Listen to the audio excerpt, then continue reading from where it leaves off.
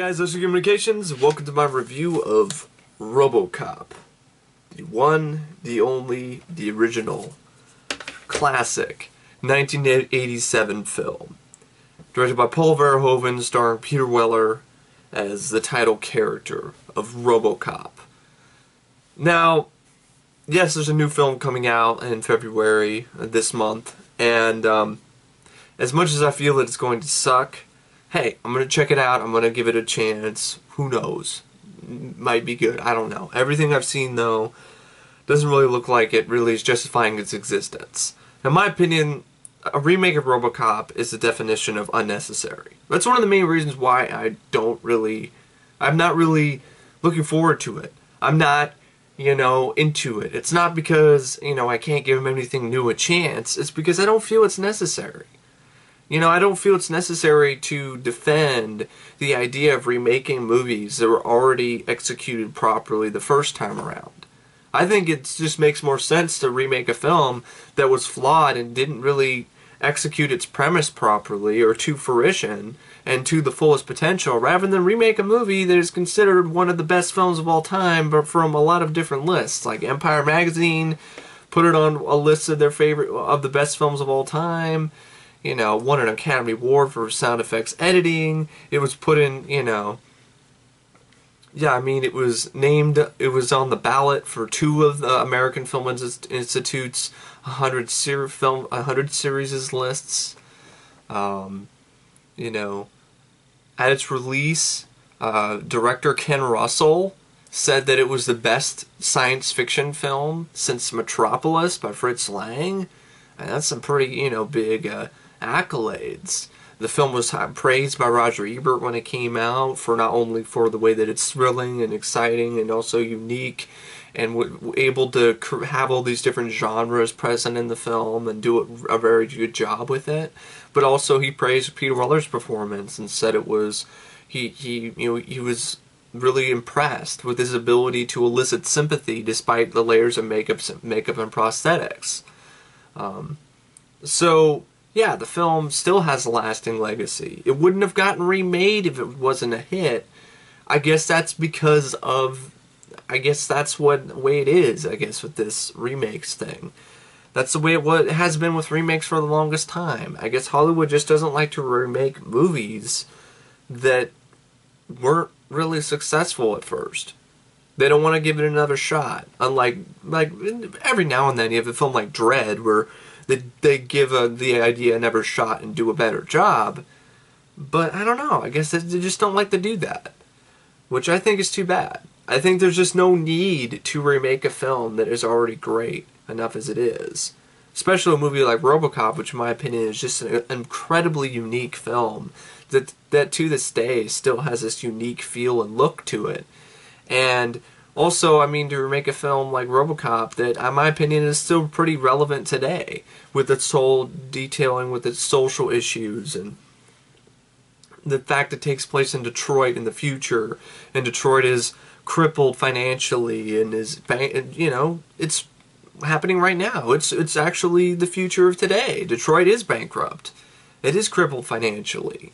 The fact that it's predicting, it's retelling a future where corporations are running America. Well, that's the truth today as well. OCP runs America. People like OCP run America right now. So, if anything, it's more relevant today because a lot of the things that were present in the film have actually come true. So, I don't feel that it was necessarily need to be remade for relevancy with today's audiences, or for better effects, or for better whatever, or to do a better job than the original film. Point blank, it's a cash grab.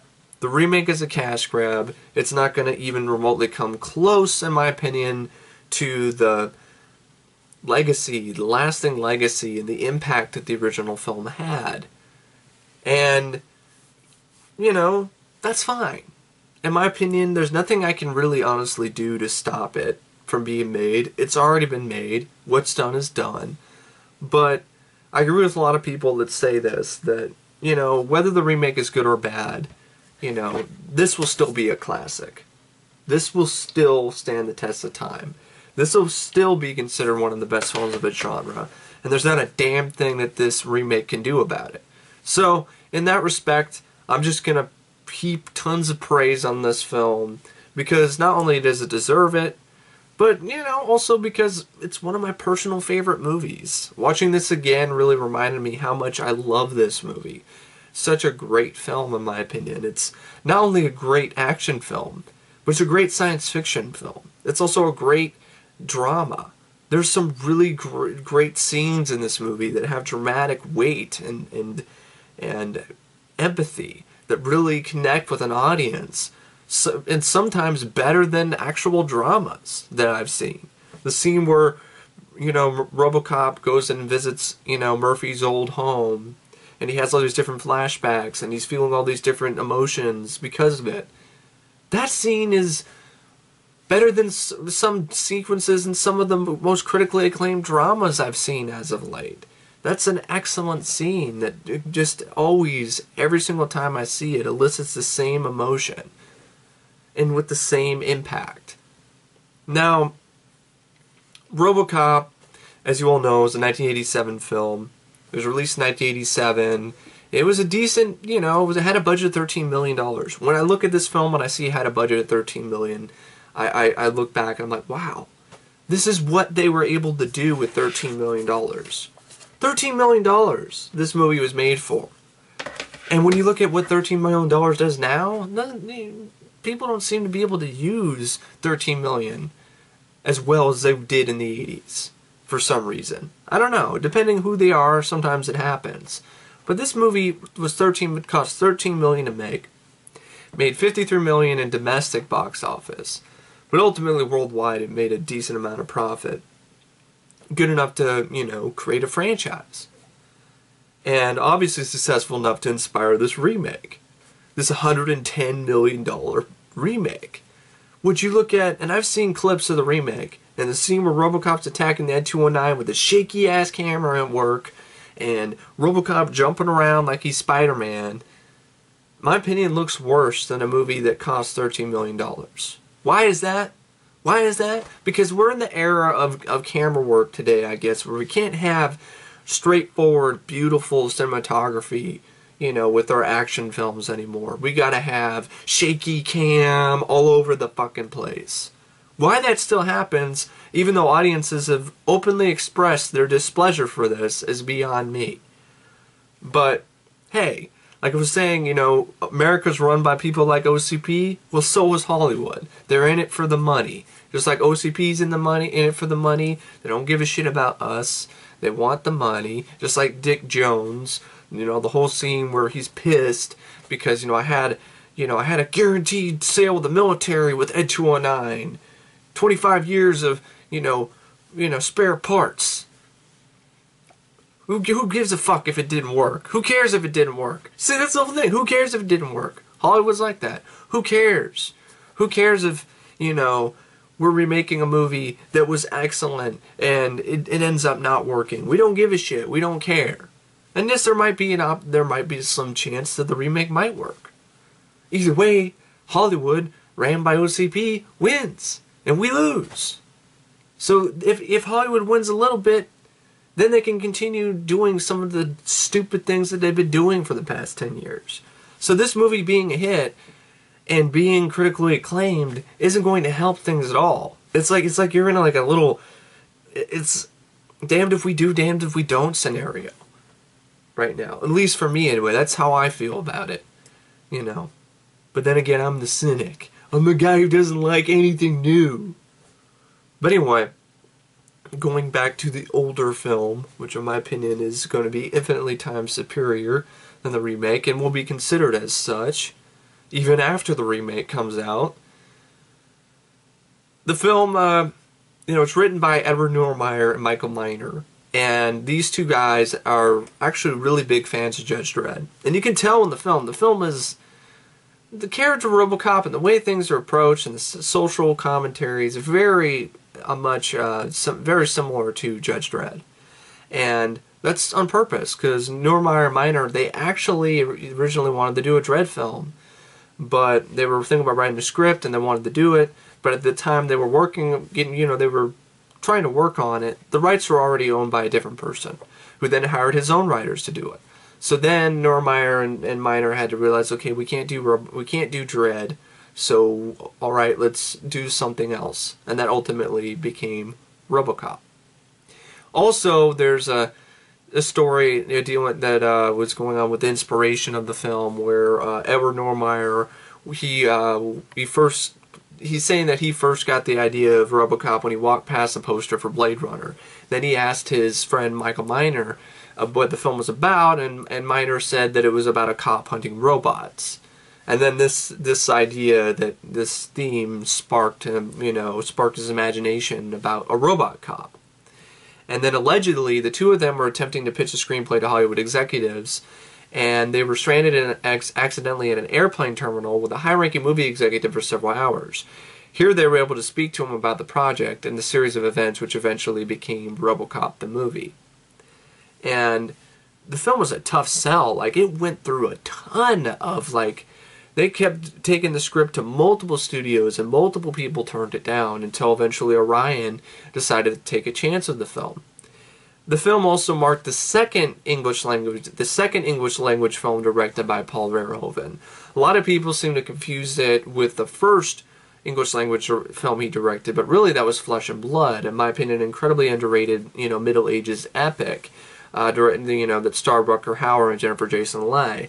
And I loved how that film showed the Middle Ages as a dirty, awful, stinking pile of, misery and awfulness, as it really was. The Middle Ages was not pretty, and I think Paul Verhoeven did a great job showing that in the film Flesh and Blood, which totally destroyed the romanticized vision of what the Middle Ages was seen as by Hollywood.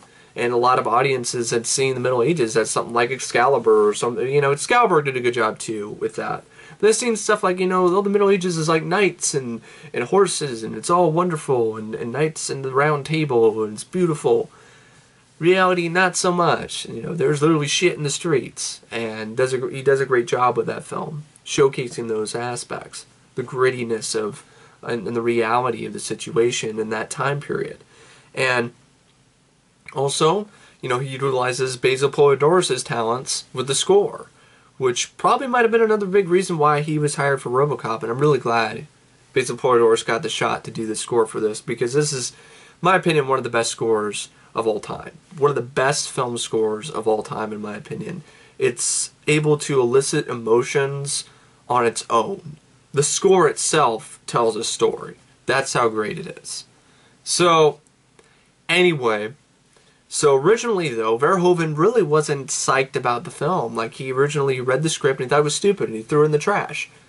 It wasn't until his wife came along and she took it out of the trash and then read it through him a little bit more and went more in depth in it and basically revealed to him, the little subtleties that the film has, that it's deeper than it looks. Because what do you think about it?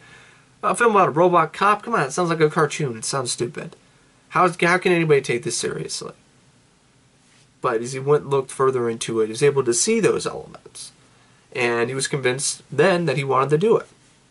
But while Verhoeven was mulling over directing the film, the producers decided on, trying to get somebody else. And the director they were considering, until Verhoeven came back on board, was Alex Cox, who directed Repo Man with Emilio Estevez. And I really like that film, and I think he does a great job with that film, Alex Cox, and creates a really unique atmosphere.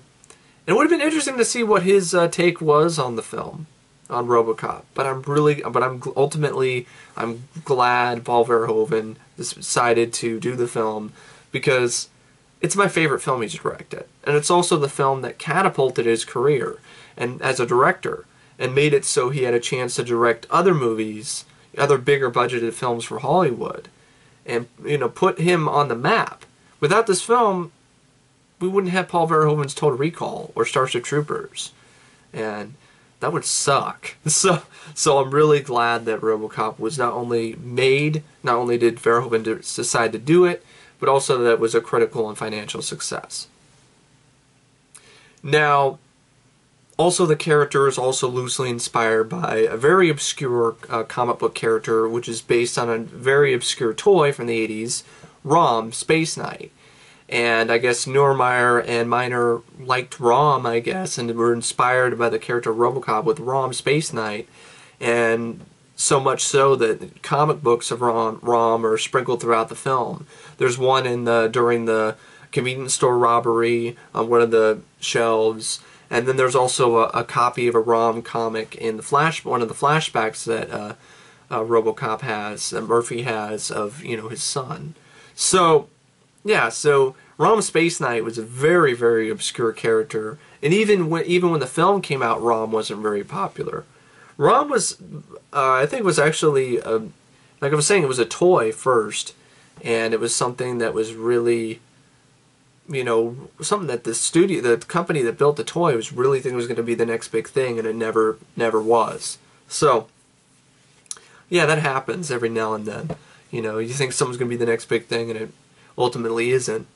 And I'm glad the same fate that Rom had didn't happen to RoboCop. Now, the casting of the film is interesting because Peter Weller wasn't the first choice. Just like Superman the movie, just like Christopher Reeve wasn't the first choice for Superman, the role that he was born to play, Weller wasn't the first choice either for the role he was born to play as RoboCop. Now, originally, Verhoeven was really wanting like Rutger Hauer or even Arnold Schwarzenegger. And I love Arnold, but just not as RoboCop.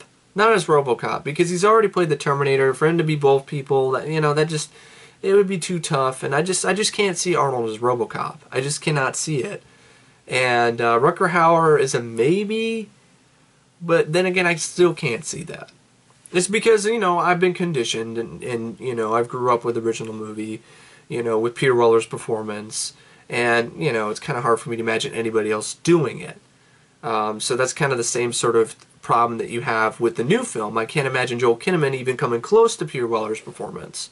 So it's kind of hard for me to, give him a chance, because I'm like, I've seen other people try to fill Peter Weller's, robot, mechanical boots, and none of them have even came close. So, yeah, you can see why I'm not really too fond or really wanting to give him a chance. And it doesn't help either that he makes remarks about Weller's acting and just makes it sound like it's just nothing, just a bunch of chin action, which is insulting and disrespectful on all fronts. So Arnold Schwarzenegger and Rutger Hauer, they were too big for the suit. So ultimately, so the studios decided, all right, they're too big, and Verhoeven's like, okay, this isn't going to work, this isn't going to be practical, it's going to be a pain in the ass to work with. So let's try to find somebody who's a little bit thinner. And ultimately, not only because Peter Weller was, of thinner stature, or, not really thinner stature, but I mean, he's still a decently tall, actor, but, he was a thinner man. But Verhoeven also casted Weller and basically gave him the role because he felt that he could adequately convey pathos with his lower face. So that right there, Joel, it proves you wrong. Okay, I'll take Verhoeven's word for it any day of the week over yours, Joel. Can I get a what Kinnaman with your bullshit? Mine will be more human performance. It won't be just chin action. Yeah. Weller's performance in this film was never chin action to begin with. He wouldn't have gotten the role if he didn't perform adequately enough with the lower half of his face. You dumbass. Sorry, I hate that shit. I hate that quote, and ever since I saw that, Kinnaman has just been on my bad side. And I know I'm not the only one. There's other people like me who are fans of RoboCop. As soon as they hear that shit, you're like, well, what a dickhead. Really? What a shitty thing to say, man. So, anyway, it's not just chin action. I think Weller's performance is one of the best I've seen on film. I think it is, quite honestly, one of the most underrated acting performances in cinema. And I mean that. I just think it's a fantastic performance. Weller does a fantastic job, playing this man who was turned into a machine, and then he does a great job playing just the machine, and then the machine dealing with a part, humanity starting to come through, and then ultimately performing the role of a human who has human thoughts and human desires and human feelings, but ultimately is still a machine. And I really think Weller does a great job balancing both those elements, and does a great job making you feel for RoboCop, making you feel emotions, you know, and actually accurately conveying these emotions that he's feeling underneath all this stuff, underneath this helmet, underneath all of this. He does a great job actually getting you to care for him, and, you know, actually makes the character transcend its sort of, you know, cybernetic, you know, suit. And everything I've seen with Kinnaman doesn't even remotely come close. So for him to say that is just disrespectful. For him to say that and not back it up is even more, it's almost trollish. That's almost like trollish behavior by Kinnaman, to say something like that and not back it up. Like, well, you haven't seen the movie, so you don't know if he hasn't backed it up yet. I've seen enough clips to tell me that his acting is flat as a fucking board in the RoboCop remake. Here, Weller was able to have this, you know, disembodied robotic voice, but still able to somehow inject some humanity into that.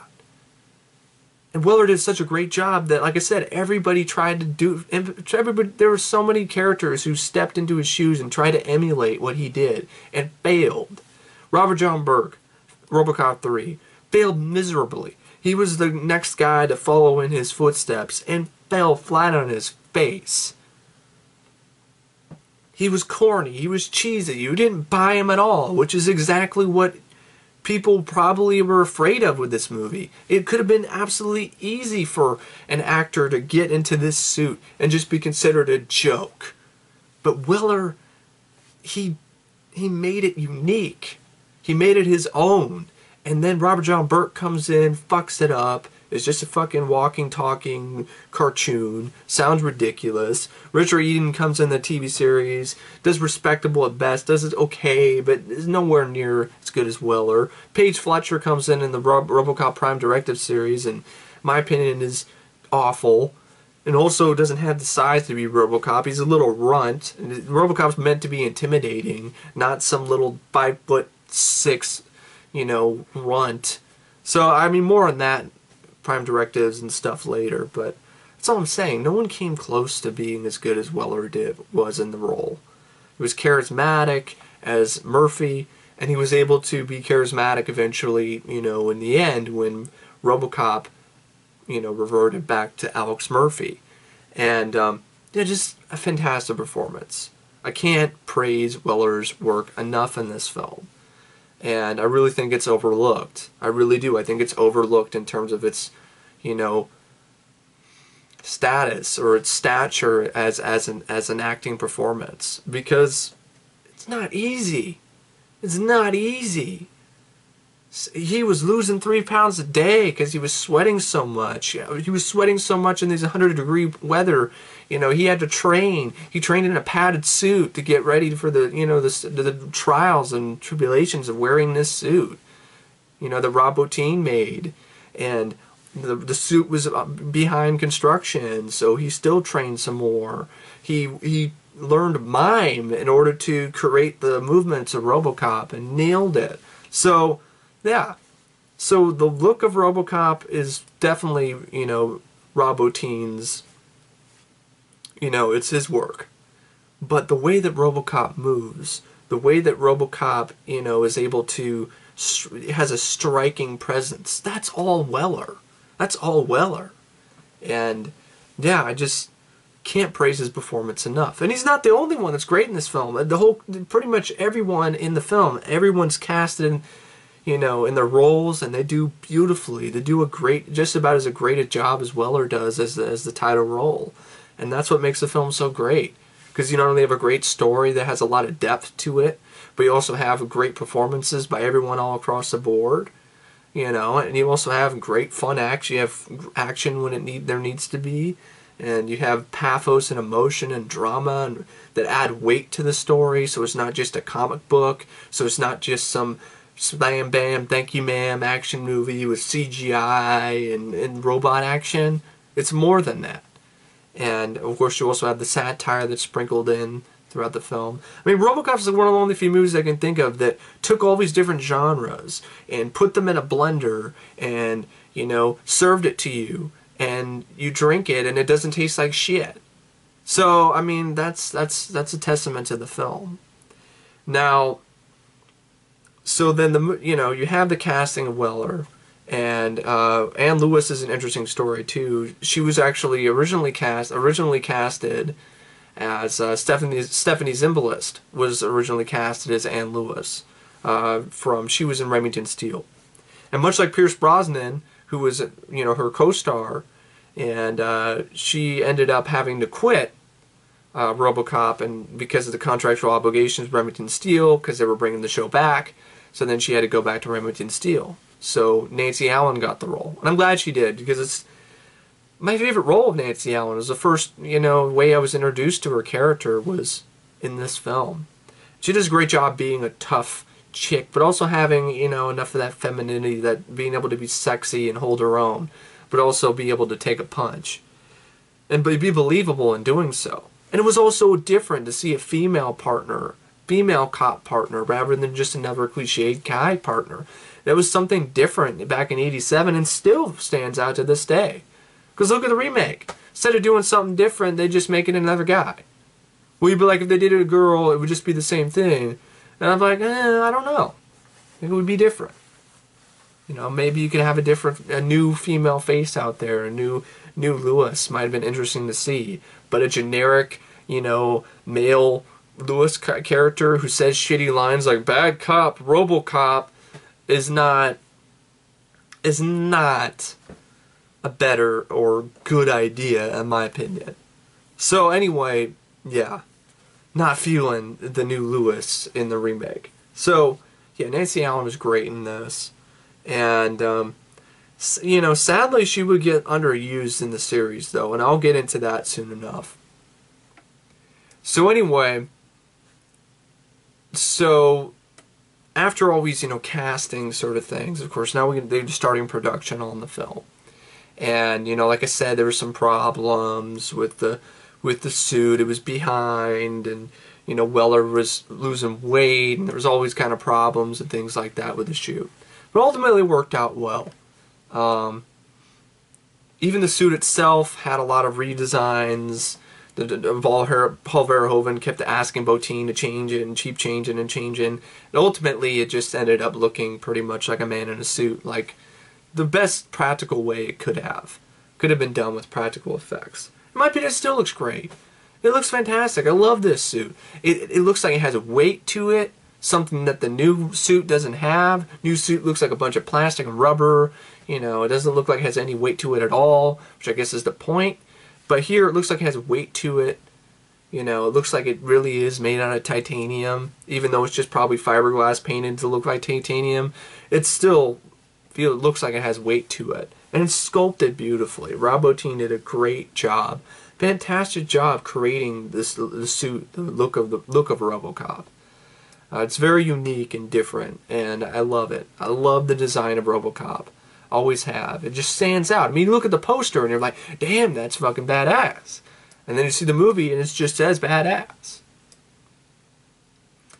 Because, he's one bad motherfucker.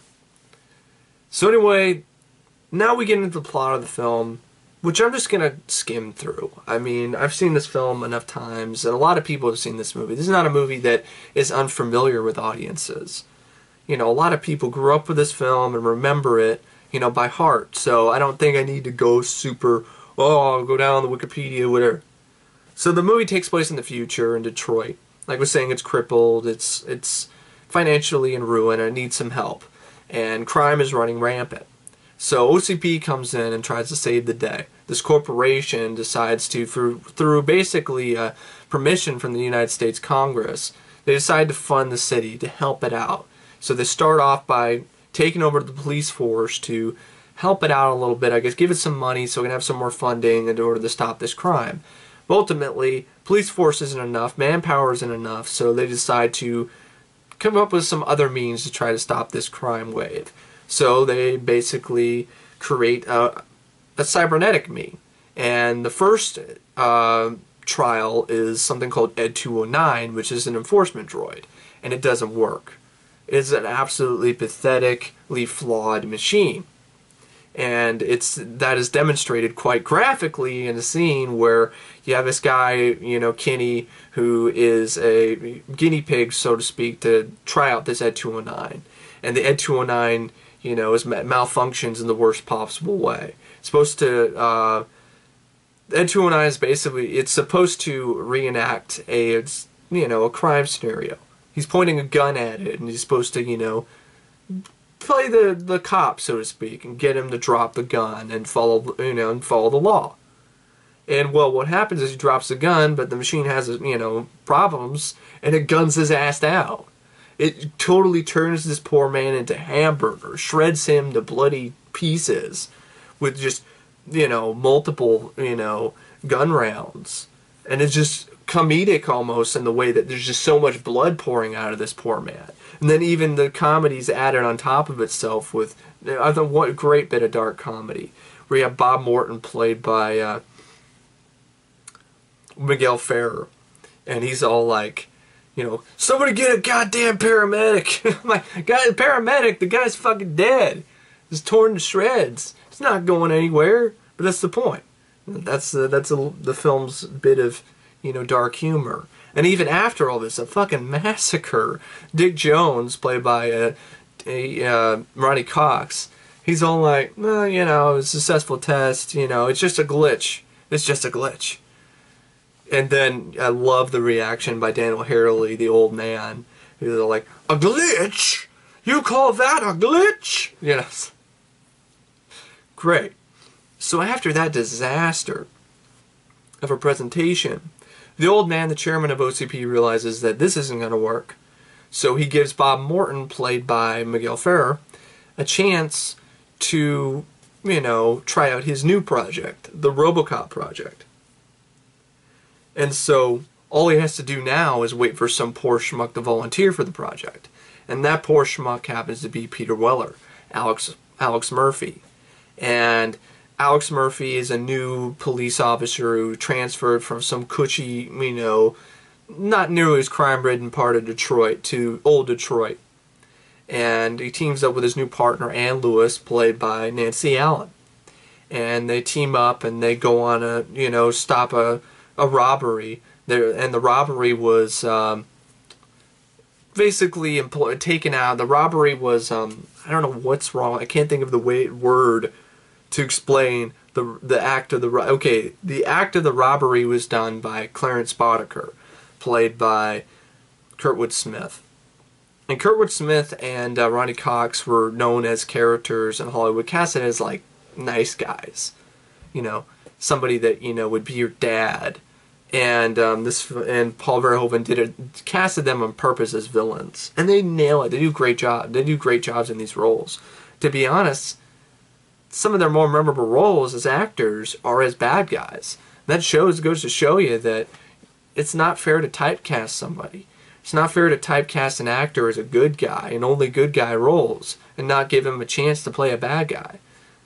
Because sometimes it doesn't work out, but then sometimes you have roles like this where Kurtwood Smith and Ronny Cox do such a great job with their roles that they're still remembered to this day.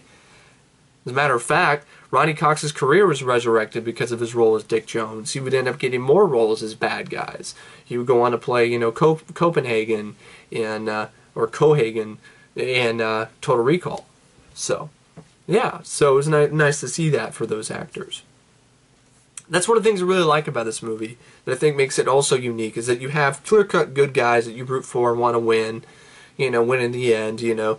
Peter Weller and Nancy Allen, you know, Murphy and Lewis, and Robert DoQui as Sergeant, you know, as Sergeant Reed. Fun character. I really like his performance. I love that whole scene where he's got this guy and just dealing with this lawyer and his client. And he's like, your client's a scumbag, you're a scumbag, and scumbags see the judge on Monday morning. Now get out of my office and take Laughing Boy with you. So, just really enjoy that performance. Not like Lewis is messing around with some guy, kicking him in the ass and chewing her gum. And Reed's like, Lewis, When you're done fucking around with your partner, come over here. When you're done, Lewis, come over here when you're done fucking around with your suspect. This is just fun performance. It's really too bad that Robert DoQui didn't get a lot of roles after this, other than roles in RoboCop, film sequels, and paramedics. So anyway, yeah, I like Robert DoQui. I like Sergeant Reed. It's hard not to like the guy. So anyway, then you have, of course, those are the good guys. Then you have the bad guys. And they're not like your typical bad guys. They're bad guys that you actually like. You're like, hey, this guy's an asshole, but hey, he's a likable asshole. Like Clarence Boddicker and his gang. I shouldn't like any of these guys. These guys are complete dickheads who are murdering and selling drugs to people and doing all kinds of nefarious activities. But Boddicker's a man I'd love to party with. And that's something that's different. I mean, it's like, shit, I'd love to party with him. Fuck. So, I mean, you don't have that dynamic a lot, especially in films today. You don't have that dynamic a lot. Villains that you actually would hang out with and be like, hey, I'll party with that guy. You know, might betray my ass later and shoot me, leave me in a ditch, but hey, it'd be one fun party. So, I mean, you have that. And then you also have characters like Felton Perry's character, Donald Johnson, as an executive of OCP, and Miguel Ferrer's character, Bob Morton, who are honestly equally despicable people. They, you know, but they're likable for some reason, and they're kind of in the middle. Like, you don't want Bob Martin to die because you like him, but he's also a dickhead, and he doesn't give a shit about you or me. Like, he would totally step all over us to get to the top. Typically, he would. He's more interested in snorting coke off of women's titties than he is in poor you or me. So why should we give a shit about this guy? He's even like openly saying, you know, doesn't give a shit about the police department. So, but there's something about him. There's something about Miguel Ferrer's character, Bob Morton, that you just gravitate towards him and you don't want him to die. He's a likable asshole. That's it. He's an asshole, but he's a likable asshole. He's our asshole. And when he gets his knees blown out and blown up with a grenade, you know, it sucks. Because, you know, there'll be no more coke off titties for you, Bob Morton, because you got cashed out. So anyway, see, I like Bob Morton. You know, he's a likable asshole.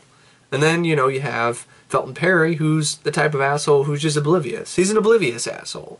He's the guy who does assholeish behavior, sticks up, and, you know, for all OCP's nefarious dealings, and just does it with a smile on the face and acts like a, you know, an idiot. It's that kind of guy. Where you're kind of like, okay, kind of likable, and with this whole way to go, Robo. But at the same time, you're like, you know what, you still work for OCP, and you're still involved in all these dealings and wheelings and dealings and shit, but you do it with a smile on your face, like you don't, and like you don't know what's going on, and that's honestly even more disturbing to me when you think about it some more. Then you have the old man who's kind and old and sweet, but really probably deep down, hey, you know, he got where he got by stepping up the ladder and doing whatever he needed to get there.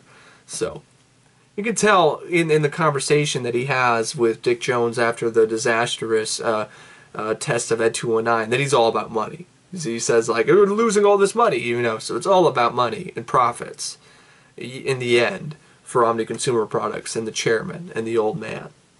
So what happens is what happens next is Murphy and Lewis, they're chasing after Boddicker and his gang, trying to stop, you know, trying to send him to jail, you know, catch the crooks. And fun scene, you know, Clarence Boddicker is pissed at Bobby, this one guy who, you know, part of his gang, that he burnt the money, and so then he basically disposes of him in a very unique way. You know, he just, you know, grabs him and he's like, "Can you fly, Bobby?" And then throws him out the van and throws him onto the police car to basically distract the police so they can get away. Well, ultimately, it doesn't work because Ann Lewis and Murphy, they end up tracking them to their hideout, which is at this old steel mill. Murphy takes care of a guy, has that fun one-liner where he's like, you know, "Dead or alive, you're coming with me." And then you have Ann Lewis. She ends up getting knocked out by this character named Joe, who was played by Jesse D. Goins. And then you have an intense and impactful sequence where one of the most intense death scenes I've ever seen on film. You know, Murphy gets cornered by the gang. You know, they start toying with him. You have that scene where, you know, Clarence Boddicker got a shotgun pointed at him, and he's all like, you know, cops don't like me, so I don't like cops. And then he starts making the sound effect, which sounds like a cartoon sound effect, just like, and then just blows his fucking hand off. He blows Murphy's hand off with a shotgun. And this is a scene that, this is one of those films that the unrated version actually adds to the movie. Adds to the movie. Unlike a lot of unrated versions nowadays, they don't really add to the movie. This unrated version adds to the movie a lot. And this scene is one of the main scenes that the unrated version really adds a lot, even more impact. It's a horrific scene enough as it is, in the theatrical cut, seeing Murphy get gunned down in cold blood by these criminals and having his partner watch him.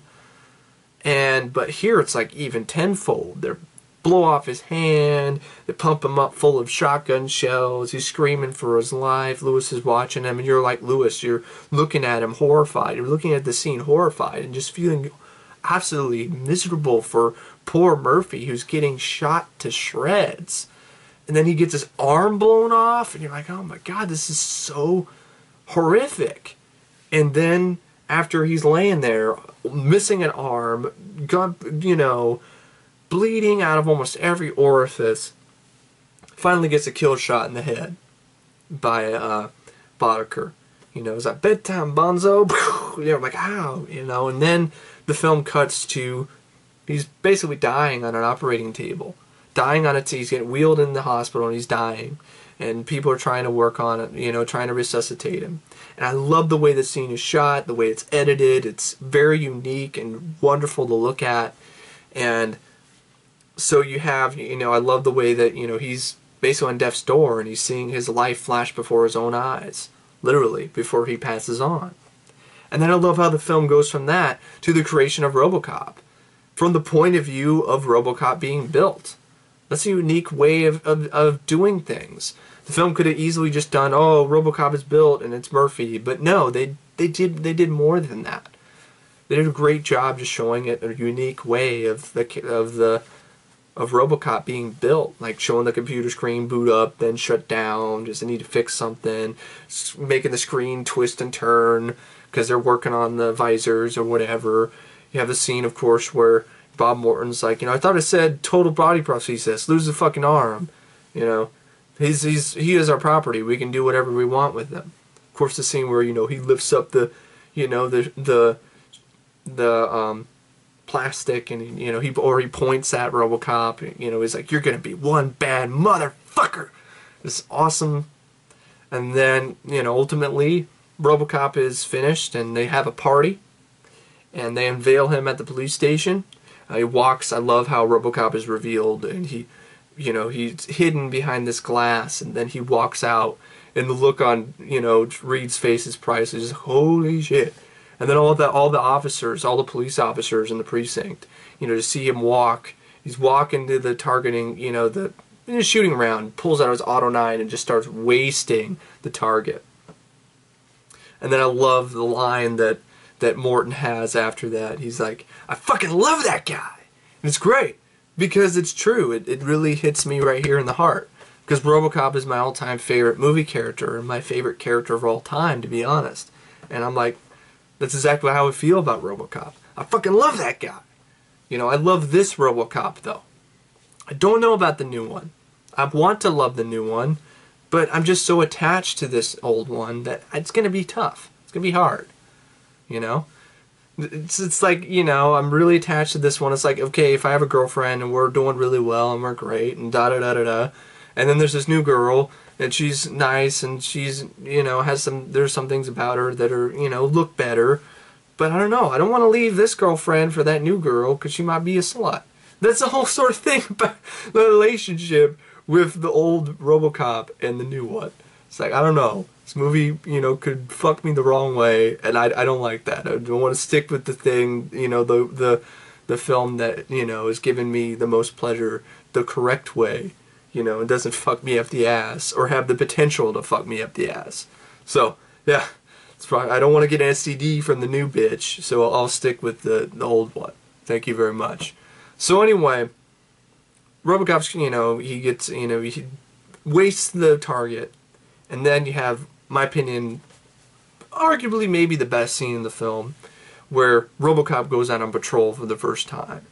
And epic scene, the score is just swelling at the perfect moments, it's eliciting the most prime emotions it could possibly get, it nails all the moments, it's badass, shows up, the first, his first time he stops crime is he shoots a guy in the fucking balls, man. You can't get any more badass than that. What is the new Pussy Cop gonna do? He's gonna shoot somebody in the balls? I don't fucking think so. And then afterwards, spit out a one-liner, your move, creep. And then of course the guy's like, yeah, I'll go to jail, man. I'll go to jail. I don't want to get my dick shot off, man. All right, I'll go to jail. I'll be shit. Talk about some stone cold badass, man. Ugh. Then he goes from that, and then he goes and stops a robbery at a convenience store, where he walks in like a badass. I love the scene where he opens the door. The way that RoboCop opens the door is cool, and I love the sound effect that accompanies and accompany. I can't say the word accompany. I still can't do it. I love the sound effect that goes with it. There we go. Skip the word. It's giving me too much problems. So anyway, I love that scene. Of course, the scene with the bad guy's like, fuck me, fuck me, fuck me, which is funny. It was really hilarious in the TV version because, they had to censor things, so it's like, why me, why me, why me, which is how I feel about the RoboCop remake. When it was first announced, I was like, why me, why me, why? All of these classic movies that have gotten raped, like Nightmare on Elm Street and Halloween. Why RoboCop? Why my boy? Why? And that's probably how my friend Matt's feeling about Ninja Turtles. Like, why me? Why the Ninja Turtles? Why? So yeah, both of us are getting fucked this year. Yippee! So anyway, after he makes short work of the robber, clotheslines his ass into a window, then he goes in and stops a hostage situation where this guy used to be mayor, and he's all like taking the new mayor hostage, and he's telling the police, he's like, I want a new car, I want one that has leather seats and reclining, leather reclining seats, and get shitty gas mileage. Oh, how about the 6000 SUX? All right. Just love that line of dialogue where you had the script is so clever that it sprinkles in the shitty gas mileage line. And that's not another, that's just one element of clever, fun bits of satire. The whole movie's sprinkled with that, with the media break segments. The movie opens up with a news segment. How original and different is that? Like, that's really different. That's really out there. And the news segments are sprinkled out throughout the film. And then you also have, ads, fake advertisements, like one for the 6000 SUX.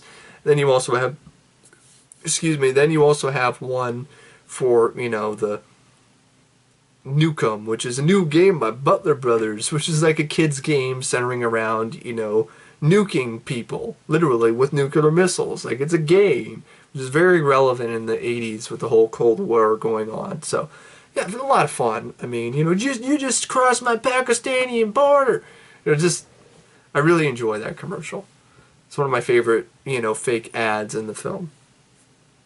And so then makes short work of the wannabe mayor because he busts through the wall, just grabs him out of the wall, which is a great scene, and then just punches his ass out the window. And then after that, after this brutal violence, then you cut to a scene where RoboCop's surrounded by kids and another media break. You cut to a media break segment where they show RoboCop surrounded by kids at a school. And it's like, hey, RoboCop, got anything you want to say to the kids? Any advice for the kids at home? Stay out of trouble. I'm like, ha. Yeah, if I was one of those kids, I would stay out of fucking trouble. I don't want to get on RoboCop's bad side. Shit, fucking kill me. So I mean, that's the whole thing. It's like just nice, and the delivery by Peter Weller is just excellent in that line. And there's also another, you just tell that he has no emotion at this point. He's just RoboCop now. Murphy hasn't come back just yet. You can tell that by the line that he gives to the girl that he saved after, saved her from being raped. He's just like, ma'am, you look like you have received an emotional shock. I will notify a rape crisis center immediately. Instead of being the cliched, oh, the girl, thank you, you saved me. He's like, you're welcome. No, it's completely different. Even when he stops the robbery from having the convenience store, he's just like, "Thank you for your cooperation. Good night." Just love that. Love the delivery. Love that. Love that. Love the film. Like I said, I fucking love that guy, and I fucking love this movie. So anyway, RoboCop is now a success. This is pissing off Dick Jones, and literally, there's a great scene where, you know, Dick Jones, Bob Morton butt heads in the executive bathroom, and that's the scene where Dick Jones basically tells Bob Morton, "You fucked with the wrong guy." It says that your machine, your bastard creation, better not fuck up. And so then, ultimately, what happens is something goes wrong. RoboCop starts to remember who he used to be. Murphy starts to come back. And this starts happening where, you know, Lewis starts noticing, it first starts happening when Lewis notices something that she recognizes. And then she looks at RoboCop and she's like, "Murphy, it's you." And then this triggers something in the brain that is still encased in this, titanium, shell. And what happens is, he starts having dreams and starts, remembering things. And so he also, of course, he has mannerisms that, Murphy had, like twirling the gun, because he did that because, his kid really liked the show TJ Laser, so he learned how to twirl the gun like the guy in the show.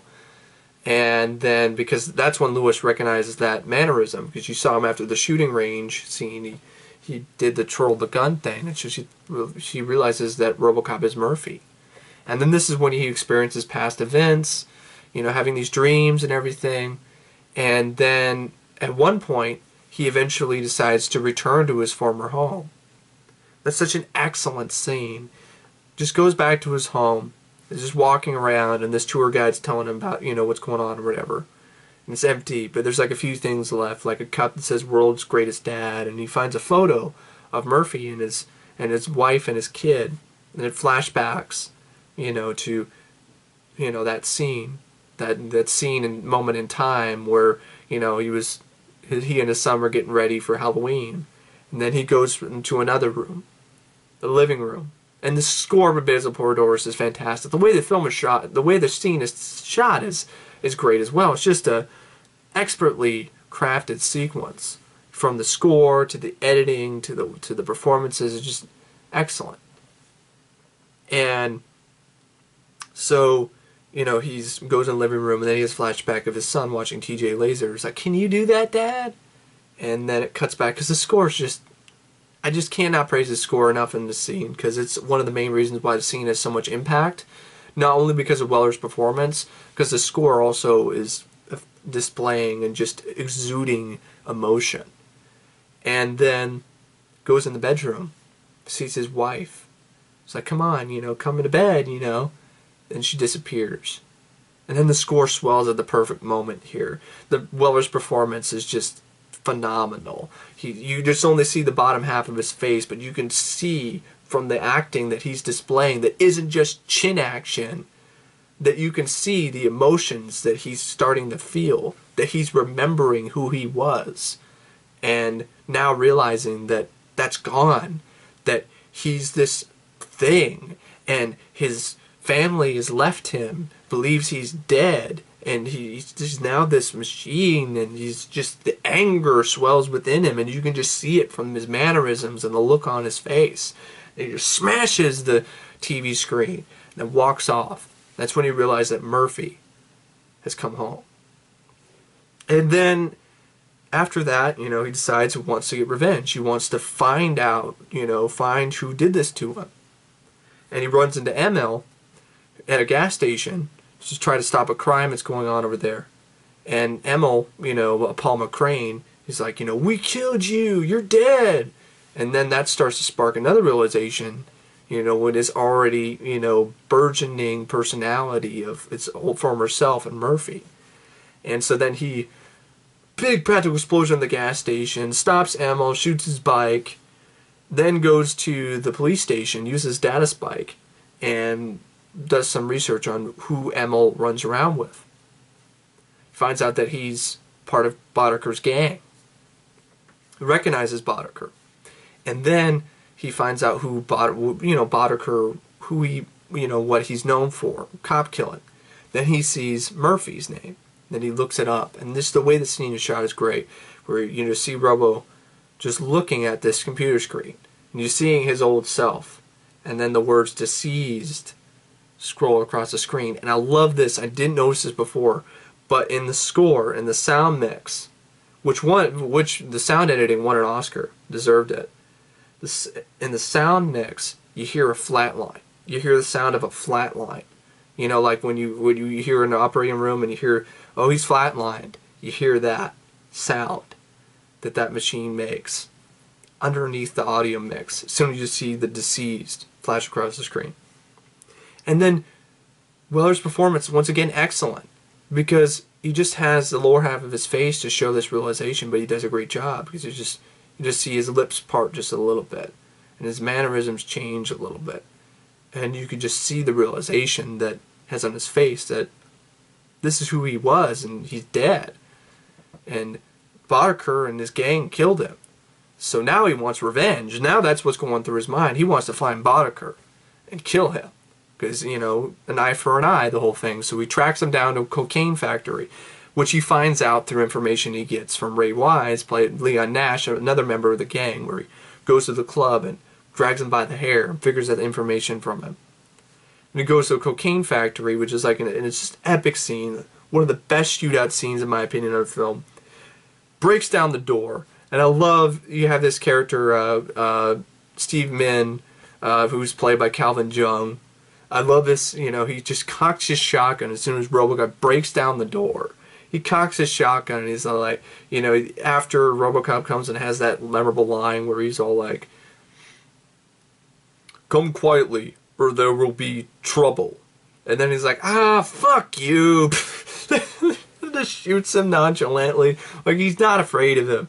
And that's exactly the reaction I have anytime Joel Kinnaman tries to be RoboCop in the clips that I've seen in the RoboCop remake, tries to say lines from the original movie, like, "Dead or alive, you're coming with me." That's exactly how I feel. Ah, fuck you. Fuck you, you poser. So anyway, then you start the shootout scene. Excellent scene. It made it even more unique by the mime movements by Peter Weller. And just RoboCop just epically wastes like 20 fucking guys, just like nothing in this scene. Then just grabs Boddicker, throws him through plate glass, window after plate glass window, gives him his rights, and he grabs him by the throat. It's about to kill him. You can tell that, Murphy is, come home, literally. It's come home to roost inside the brain of this machine. The mind, the brain inside the machine has, finally remembered who it once was. And it wants revenge for who killed its body. And it grabs him by the neck, and, and you have basically, the bad guy has to tell him, "You're a cop." "Yes, I am a cop." And then he takes him to the police station, throws Boddicker's ass against the counter, and, he goes, "Book him." And then Robert DoQui Sergeant reads like, "For what? What charge?" "He's a cop killer." And then, through the information that he received from Boddicker after throwing him through plate glass window, telling him about, Dick Jones hired him. Dick Jones runs OCP. Of course, before this, we forgot about Boddicker, I mentioned it earlier, about Bob Morton getting cashed out later. That happens because, Boddicker comes in like a badass in this scene, where Bob Morton is sniffing coke off of some, lady's titties, and he just breaks up, he just crashes the party. And nobody would sell this line like that, like this. Just says, "Bitches leave." And then they just leave. No problems, because he's Clarence fucking Boddicker. Clarence Boddicker's the only man that can get away with saying "bitches leave." He can do it. He can say "bitches leave" and bitches will leave. Bitches will get the fuck out of there. Bitches will leave accordingly and with a smile on their face. Because he's Clarence Boddicker. Like, if anyone else tried to do that shit, if I try to walk into a room full of girls and, you know, said, you know, I walked into a room and there were some girls in there and I'm like, bitches leave. I would get, you know what would happen? I would get, you know, what would happen? Bitches would leave their footprints all over my ass. That's what would happen. So, the only person to get away with that and not get their ass kicked is Clarence Boddicker, because he's a badass. So, the bitches leave, memorable scene, love that scene. Just calmly, coolly, collectedly, doesn't say a goddamn word in this scene, just blows out Morton's knees, puts in what possibly could be the first ever DVD, shows Morton footage of Dick Jones basically telling him, you know, you messed up, you fucked up, you lost, and, you know, there's always a winner, there's always a loser, and unfortunately it's you, buddy boy, and, you know, and it's like, this time I'm cashing you out. And all Boddicker does is just unpin, you know, activates a grenade and sets it on the table and then just smokes a cigarette, walks out of the fucking room, and Morton's like, no! And boom. This is an excellent scene. Because it didn't say, the only word that Boddicker says in that entire scene is bitches leave. That's it. It's badass. So anyway,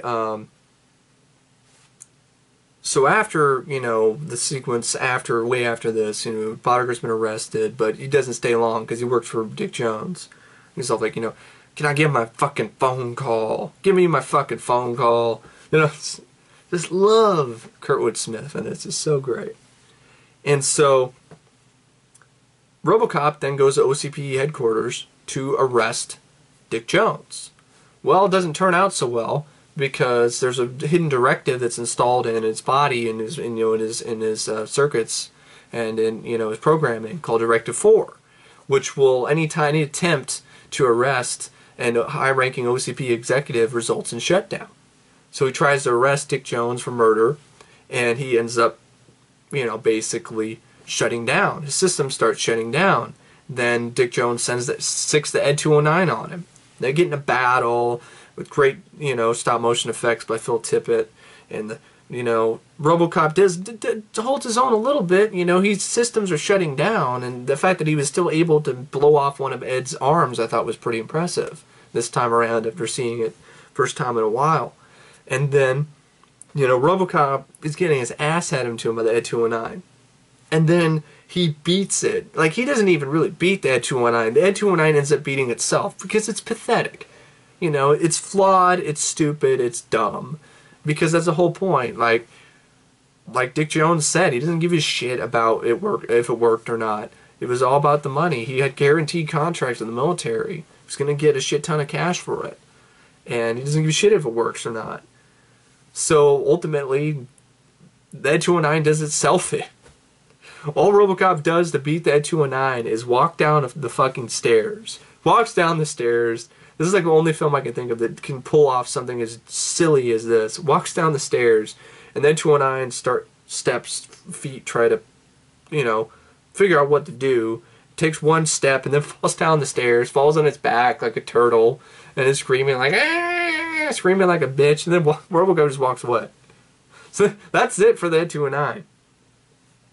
But then you have a scene which, you know, just like the scene where RoboCop, when Murphy gets gunned down, the scene where RoboCop is getting shot almost elicits the same emotions for me, because I think it's the score that really sells the scene and the lighting, and finally this badass cyber cop is vulnerable now, and he's getting, you know, basically murdered by his own fellow police officers. And then that's, you know, he ends up getting saved by Ann Lewis, taken back to the steel mill. He unmasks himself. And I love this scene where he just looks at himself in the mirror, finally realizes what he's become. And then he asks Lewis a question about, you know, Murphy's family. He's like, Murphy had a wife and son. What happened to them? And Lewis is like, they moved away after the funeral. Sorry to say that she moved on. I can feel them, but I can't remember them. And then Lewis goes in to put a comforting, you know, arm on his shoulder, and he's like, leave me alone. And it's just a great scene, great performance by Peter Weller. He sells it. He just looks like he's got a total dead face. But with his voice and with just subtle, nuances, with performance-wise, with his eyes, he's able to just evoke excellent emotions.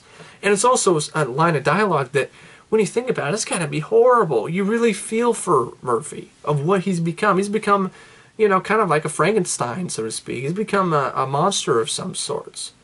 And you really feel for him, because he can feel them, but he can't remember them. How horrible can that be? To feel somebody, to feel love, to feel loss, to feel grief, to feel regret, to feel love and compassion, but to not remember any of it. That's gotta be horrible.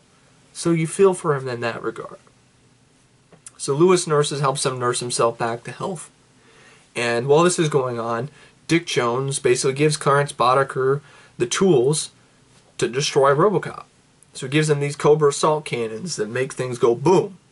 So he ends up busting the rest of his gang out of jail, and they head over to the old steel mill to stop RoboCop. The black guy, he's got the gun trying to shoot Robo, and Robo's like, "You're looking for me," and then quickly just makes short work of him. And during this whole scene, in the end, he doesn't even wear his helmet anymore, because he's no longer RoboCop, he's Murphy. Murphy, like I said, he's now home. Murphy is, at the forefront now. And he's regained his humanity. And one of the main things he wants to do now is regain his humanity, is get revenge and waste all these motherfuckers who killed him. So he shoots Joe, makes sure, Amo's chasing after him with a truck. He gets out of the way, he smashes into a toxic waste vat. And then, Amo walks out of the truck, and he's like melting. Great effects by Robo Team that still look fantastic to this day. So he goes and tries to ask for help with one of his fellow gang members, Ray Wise, Leon Nash, and he's like, "Get away from me, man!" And then he ends up getting basically turned into paste by Clarence Boddicker's getting chased by Ann Lewis, and he just smashes into him and just, effectively puts him out of his misery. He's like, "Help me!" And then Boddicker's like, "Oh shit!" hits him, and then he ends up flipping his car. And you think that's it. RoboCop's kind of cornered. There's a great line where he's all like, "I'm not arresting you anymore." It's like, "You're a cop. You gotta arrest me?" It's like, "I'm not arresting you anymore." He's like, "I'm not arresting you anymore. I'm gonna fucking kill you, motherfucker." And then it's a trap, though. He thinks he's got him, but really Boddicker's got RoboCop right where he wants him, sets the signal, and Ray Wise drops some metal on him from, a crane.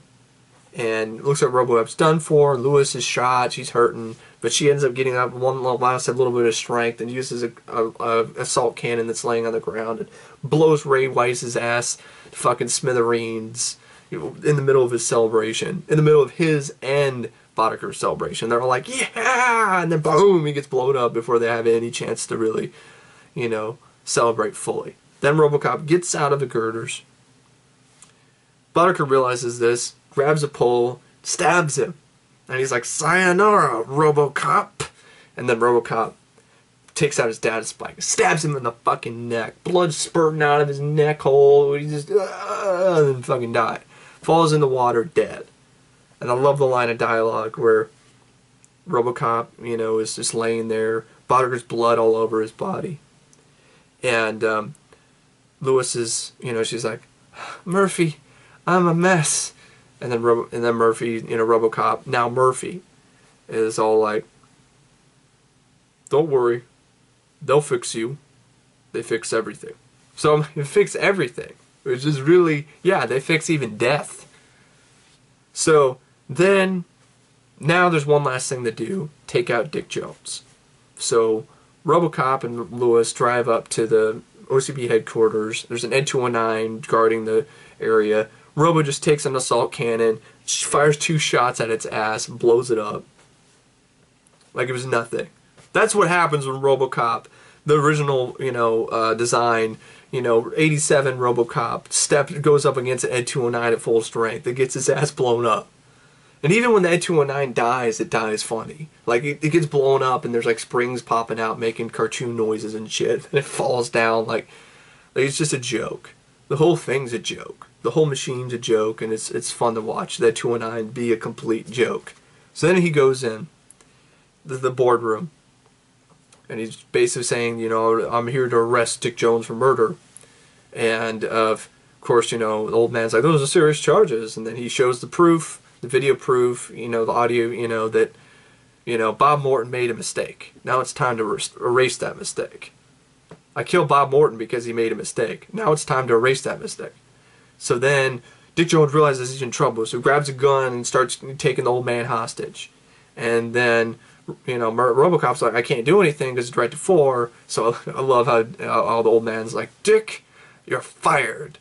And then, you know, RoboCop's like, thank you. That just shoots the fucking shit out of Dick Jones and sends him flying out the window to his death. And then the movie ends with a great line, a great scene. One of the more memorable scenes in the film, too, that really cements the fact that Murphy, you know, RoboCop has regained his humanity, you know. And I love the scene where, you know, it's like, that's some nice shooting there, son. What's her name? Murphy. And then he gives a smile, like a smirk, you know, and then the movie ends. Just an excellent movie. Like, I got up and clapped and cheered. Like, if I saw this in the theater again, I'd be cheering. It's just an excellent movie. It nails every point that it's supposed to, and then some. It successfully blends different genres into a very cohesive whole, and that's not an easy thing to do. I think it's one of those films for me that is damn near flawless. The only flaw, in my opinion, this film has, and even though it's a flaw, it doesn't affect the overall enjoyment of the film, or the overall impact, or overall scope, or the overall success of the movie. The effect at the end when Dick Jones gets shot out the window. It looks like shit. It really does. I gotta be honest. It looks terrible. It looks like he's got Gumby arms and waving around. It really looks bad. But other than that, nothing else I can think of is you know, bad. I love this film. It's a great movie. It's a classic. It's an excellent movie. It's going to stand the test of time for a reason. And I just have to say this, the new film's got a lot of ground to cover up. It's, you know, it's, man, tough sledding to try to, you know, beat this movie. This is one of those like, oh, it was kind of okay. No, this is an excellent film. Critics, you know, really enjoyed the film back when it came out, and it inspired a bunch of fans like me, and of the character and of the film itself. You know, this is, in my opinion, one of the best films of its genre, and considered such for a reason. And I really don't say it would rate it out of 5 stars, except 5 out of 5. Wouldn't give it nothing else than that. Such an excellent movie. I would literally put it in my top 10. It would definitely be at least in my top 10 of my all-time favorite films of all time. And, you know, if not even higher than the top 10, maybe even the top 5. That's how much I love this movie. It's such an excellent film. Can't say that enough. So overall, yeah, RoboCop's a movie, like I said, regardless of what the remake turns out being good or not, it's still going to be a classic, still going to be regarded as one of the best films of its genre, still going to be respected, at least it should be. That's one thing that the film deserves, and other films like it deserve. Just because it's popular to hate on something old nowadays with some of the kids, doesn't mean you should do it. Make up your own mind. If you don't like the movie, that's cool. That's fine. I never have an issue with that. But at least give it a certain respect. That's all I'm saying. It succeeded for a reason. People think it succeeds for a reason. RoboCop, much like Tim Burton's Batman, you know, when you compare it to the new film, and you're going to be big, if you're looking forward to the new film, or you're a really big fan of Nolan's films, at least give certain respect to those that came before. So, you respect your grandparents, right? So respect your elder films, like RoboCop and Tim Burton's Batman from 1989. Respect them. You don't have to love them as much as people like me do, but at least give them a certain respect. That's all I'm asking. At least respect them. I don't think that's too much to ask for. Respect your elder films like RoboCop. and go ahead and love and look forward to the new one all you want to. And if you see the new RoboCop and eventually you like it more than the old one, hey, cool. That's fine. But at least respect the film and respect people like me and our opinions of the film. That's all I'm asking. And you know what? Yeah, RoboCop, excellent film. I could watch it again and again. My favorite Paul Verhoeven film, my favorite Peter Weller movie. And, you know, it's a film that if it got released in theaters, I'd buy it for $1 any day. It's definitely a movie that I'll buy for $1 any time of the week, any day, anywhere, any place. It's that great of a movie. So anyway, folks, thanks for watching my review of RoboCop, and I'll see you guys later. See ya.